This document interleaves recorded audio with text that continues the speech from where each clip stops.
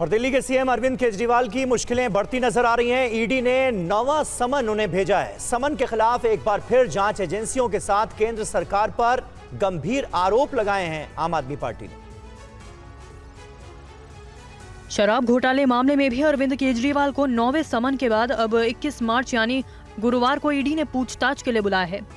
इस मामले पर संवाददाताओं से बातचीत में मंत्री आतिशी ने बीजेपी पर गंभीर आरोप लगाए। क्यों गए वो कोर्ट? तो ये साफ दिखाता है कि उनका मकसद जांच नहीं है, उनका मकसद न्याय नहीं है, उनका मकसद सच्चाई तक पहुंचना नहीं है, उनका मकसद सिर्फ अरविंद केजरीवाल को गिरफ्तार करना है। आम आदमी पार्टी का कहना है कि ईडी ने जल बोर्ड से जुड़े एक मामले में भी अरविंद केजरीवाल को समन भेजा है। दिल्ली जल बोर्ड वाले मामले में सीएम अरविंद केजरीवाल को कल यानी 18 मार्च को पेश होना है। आतिशी ने जांच एजेंसियों पर गुंडागर्दी का आरोप लगाया, जिस पर सियासत शुरू हो गई है। बॉलीवुड की फिल्मों में देखते हैं कि बॉम्बे में कोई बड़ा सा डॉन है और उसके 2 गुंडे हैं, जो भी उस डॉन का विरोध करता है गुंडे जाके उसके साथ मार पिटाई कर देते हैं। यही ईडी और सीबीआई कर रही है। भाषा एक ऐसा वस्त्र है, अगर इसको शालीनता से ना पहना जाए तो सामने वाले व्यक्तित्व को पूरा निर्वस्त्र होने में टाइम नहीं लगता। तो ये उनको निर्णय करना है कि किस तरह की भाषा उन्होंने उपयोग में लाई। केजरीवाल के बचाव में आरजेडी भी सामने आई है और ईडी की कार्रवाई को लेकर जांच एजेंसीज को लेकर उसने भी सवाल खड़े कर दिए हैं। बीजेपी ने कहा विपक्ष पर भ्रष्टाचार भारी पड़ रहा है। जाहिर सी बात है कि आम आदमी पार्टी के सरगना माननीय मुख्यमंत्री अरविंद केजरीवाल जी हैं, इसीलिए उनकी ही जवाबदेही बनती है। उनको ही जांच में जुड़कर बताना पड़ेगा कि आम आदमी पार्टी इतना ज्यादा करप्शन क्यों कर रही है। अरविंद केजरीवाल जी ने इस केस को स्वयं न्योता दिया है अपने खिलाफ। ये इसलिए बना है क्योंकि उन्होंने 8 समन्स का निरादर करा है।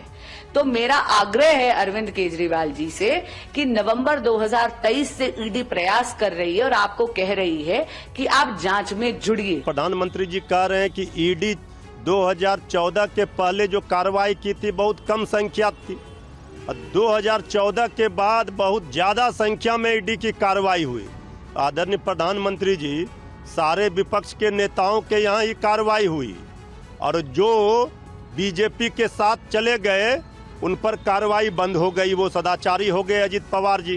तो ये ईडी का इस्तेमाल 10 वर्षों में बीजेपी ने, आदरणीय प्रधानमंत्री जी ने सिर्फ विपक्ष के नेताओं के लिए किया।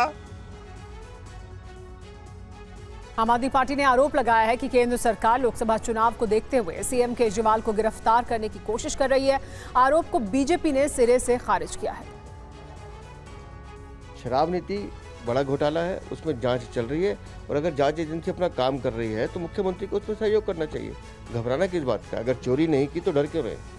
यही बात उन्होंने बोली है कि इलीगल हम इसको बोल रहे थे और इसी बात को लेकर हम ईडी जो है वो कोर्ट गई थी और ईडी ने खुद ही इंतजार नहीं किया कि क्या कोर्ट फैसला देता है। मैं फिर कह रहा हूँ, सम्मन की वैधता पे उनको जमानत मिली है, शराब नीति घोटाले का जिक्र नहीं आया है। जांच एजेंसी जो अपना काम कर रही है वो शराब नीति घोटाले पे कर रही है, उस पर अरविंद केजरीवाल को सहयोग करना चाहिए। आपने चोरी की है तो उसका जवाब भी देना पड़ेगा, क्योंकि देश में कानून का शासन है। चोर खुलेआम घूमते रहे ऐसा संभव नहीं है।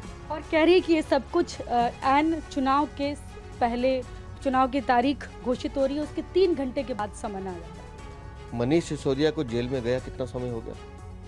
लगभग 14 महीने। कहाँ थे चुनाव? और अगर शराब नीति में घोटाला नहीं था तो बेल करा लेते अपने उप मुख्यमंत्री की। संजय सिंह सांसद जेल में बंद है, अगर शराब नीति में घोटाला नहीं था तो बेल करा लेते।